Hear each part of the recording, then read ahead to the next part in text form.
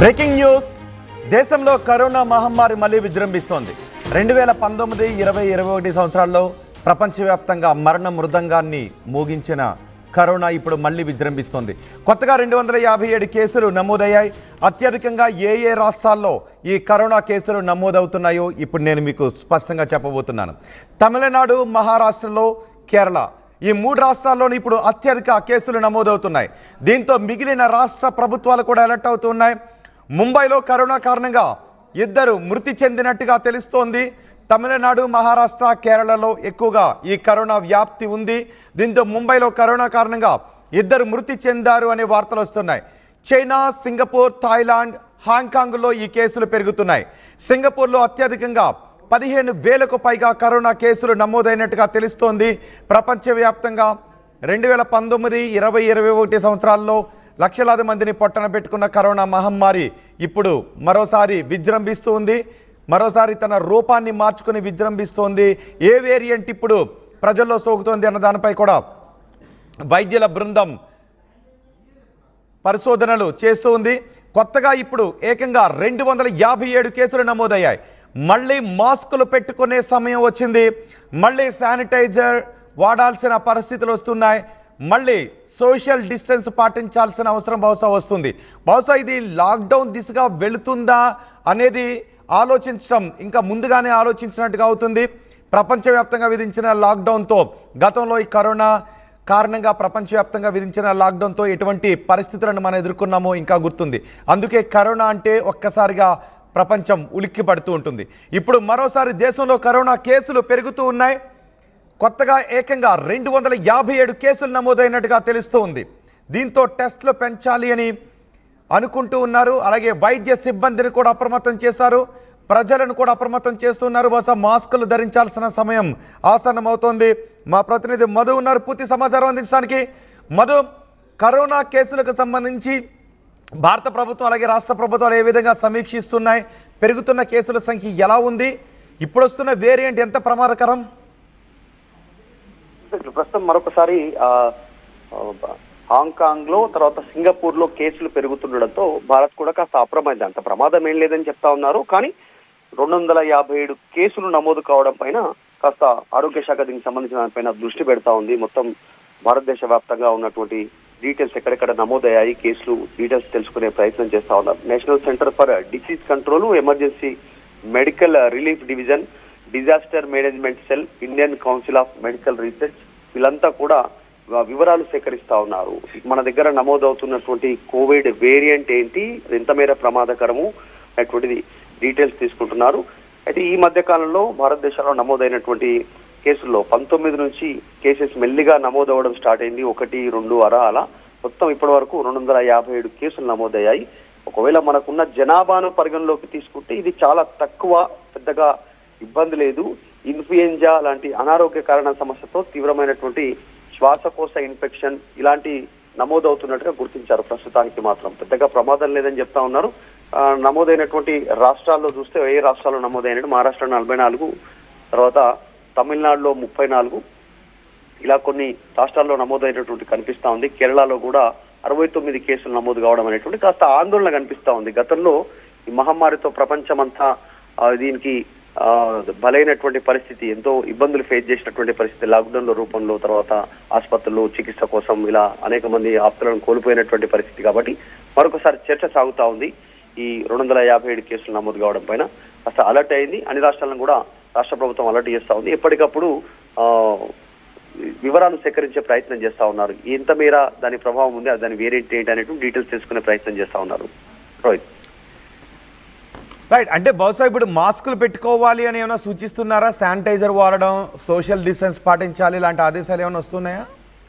గతంలో మనకు Covid vaccine అందుబాటులో ఉండేది. దాదాపు కేంద్ర ప్రభుత్వం ప్రతి ఒక్కరికి 2 డోసులు ఉచితంగా అందరికీ కోవిడ్ వ్యాక్సిన్ ఇచ్చింది.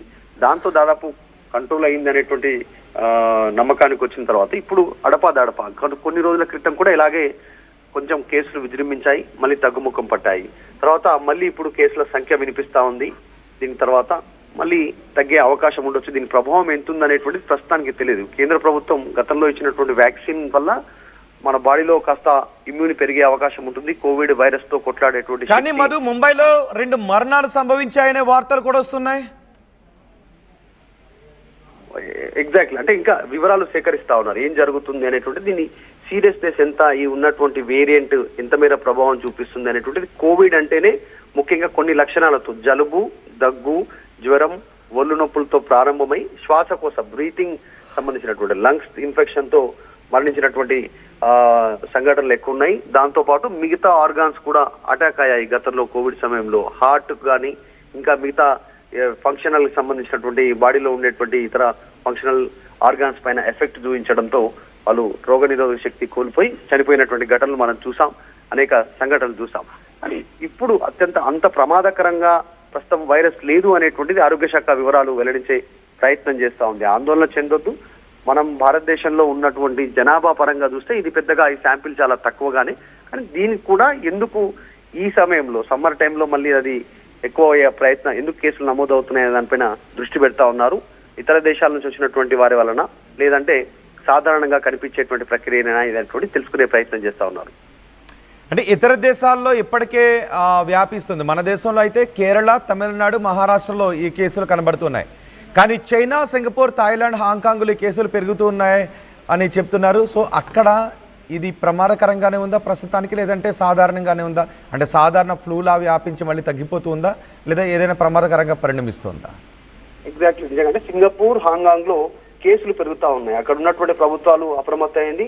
అక్కడ కూడా పరిస్థితి అదుపులోనే ఉందని అక్కడ ప్రభుత్వాలు చెప్తున్నప్పటికీ కూడా కేసుల సంఖ్య నమోదవుతా ఉంది. అక్కడ పెద్ద ఎత్తున కేసుల సంఖ్యను గుర్తించడంతో వారికి సంబంధించినటువంటి విషయం పైన ఆందోళన చెందుతా ఉన్నారు స్థానికంగా ఉన్నటువంటి వారు. సో దృష్టి అయితే పెడతా ఉన్నారు. మరి ఇతర దేశాల నుంచి వచ్చినటువంటి వారి వలన, లేకుంటే సాధారణంగా జరిగేటువంటి గతంలో ఆ వైరస్ డెవలప్ అయినటువంటి నేపథ్యంలో సిమ్టమ్స్ చూపిస్తా ఉన్నాయా, జలుబు కానీ, బాడీ పెయిన్స్ రూపంలో కానీ, శ్వాస సంబంధించిన ఇష్యూస్ లో కానీ వాళ్ళు టెస్ట్ లోకి వెళ్ళినప్పుడు డిటెక్ట్ అవుతుందా ఈ వైరస్ అనేటువంటిది తేలాలి. ప్రస్తుతం మాత్రం అదుపులోనే ఉంది అనేటువంటిది ఆరోగ్య శాఖ చెప్తా ఉంది. నిజంగా కొన్ని జాగ్రత్తలు పాటించాల్సినటువంటి అవసరం ఉంది. సాధారణంగా మనం కోవిడ్ సమయంలో మాస్క్, శానిటైజరు, దూరం పాటించడము, ఇలా కొన్ని మెయింటైన్ చేసేవాళ్ళు సాధారణంగా సదాగా. సో ఇప్పుడు కూడా కాస్త ఇలా వైరస్ విజృంభించకుండా ఉండాలంటే కాస్త ఖచ్చితంగా తమ పబ్లిక్ లోకి వెళ్ళినప్పుడు జాగ్రత్తలు పాటించాల్సిన అవసరం ఉంది. దీంతో టెస్ట్ల సంఖ్యను ఏమైనా పెంచుతున్నారా? అని ఈ లక్షణాలతో ఉన్న వాళ్ళు టెస్ట్లకి వెళ్తుంటే టెస్ట్ల సంఖ్యను పెంచాలి, లేదంటే కిట్లు అందుబాటులో ఉంచడం లాంటివి చేస్తున్నారా? ఇంతకుముందు కూడా చూసాం, స్టార్టింగ్ లో ఇలా కోవిడ్ సంఖ్య పెరుగుతున్న నేపథ్యంలో ఆటోమేటిక్ గా డిటెక్ట్ ఇమ్మీడియట్లీగా లాలాజలంతో ఇమ్మీడియట్లీగా టెస్ట్ చేయడం, తర్వాత బ్లడ్ ద్వారా టెస్ట్ చేయడం, ఇలా కొన్ని చాలా త్వరితగతిన కోవిడ్ ఉందా లేదా అనేటువంటిది పాజిటివా నెగిటివా అనేది తెలుసుకునే ప్రయత్నం చేస్తారు. ఇప్పుడు కూడా కిట్ల సంఖ్య పెంచాల్సినటువంటి అవసరం ఉంది. ఈ మధ్య కాలంలో కాస్త ఒళ్ళు నొప్పులు, జ్వరంతో ఇబ్బంది పడుతున్న సంఘటనలు ఎక్కువ. నిజంగా అది కోవిడ్ లక్షణాలా, లేదంటే సాధారణమైనటువంటి జ్వరం లక్షణాలు ఎలా గుర్తించే అవకాశం ఉంటుంది. ప్రభుత్వ ఆసుపత్రుల్లో ఎక్కడెక్కడైతే ప్రభుత్వ ఆసుపత్రులు పిహెచ్సిలు ఉన్నాయో అక్కడ దృష్టి పెట్టాల్సినటువంటి అవసరం ఉంది నిజంగానే ఈ సంఖ్య గుర్తించడానికి. రైట్ మధు, కరోనా కేసులు మళ్ళీ పెరుగుతున్నాయి. గతంలో 2019, 20, 21 సంవత్సరాల్లో కరోనా దేశవ్యాప్తంగా, ప్రపంచవ్యాప్తంగా ఎటువంటి మరణ మృదంగాన్ని మోగించిందో మనం చూసాం. ఏకంగా ప్రపంచమే లాక్డౌన్లోకి వెళ్ళిపోయింది. ఇప్పుడు మరోసారి కేసులు పెరుగుతూ ఉన్నాయి. అయితే మొత్తం ప్రపంచం అంతా వ్యాక్సిన్ వేయించుకుంది. ఆ తర్వాత కరోనా గురించి ఇది సాధారణ ఫ్లూలా మారిపోతుంటుంది, కరోనాతో మనం సహజీవనం చేయక తప్పదు, ఇదంతా ప్రమాదకరంగా పరిణమించే అవకాశం ఉండకపోవచ్చు, అయినా జాగ్రత్తగా ఉండాలి అని చెబుతూ వచ్చారు. ఇప్పుడు మళ్ళీ కరోనా కేసులు పెరుగుతున్నాయి. అయితే ఇది ఎంత ప్రమాదకరం అనే విషయంపై వైద్యులు పరిశోధనలు చేస్తున్నారు. కొత్తగా ఇప్పుడు మన దేశంలో 257 కేసులు నమోదయ్యాయి. అత్యధికంగా కేరళ, తమిళనాడు, మహారాష్ట్రలో కేసులు నమోదయ్యాయి.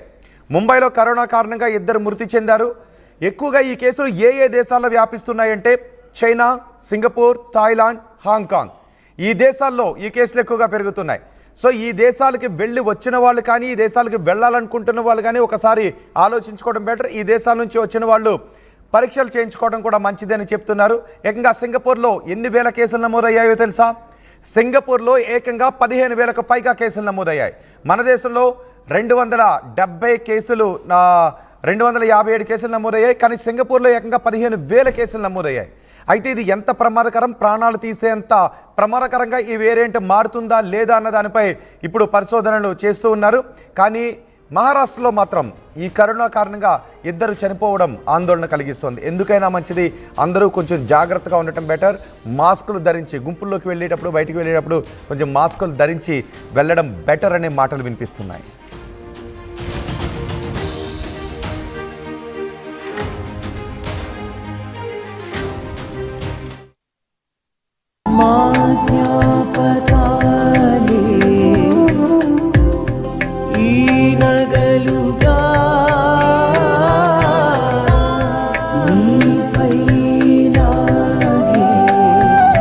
అమ్మాయి గౌరవాన్ని అమ్మలా కాపాడుతుంది.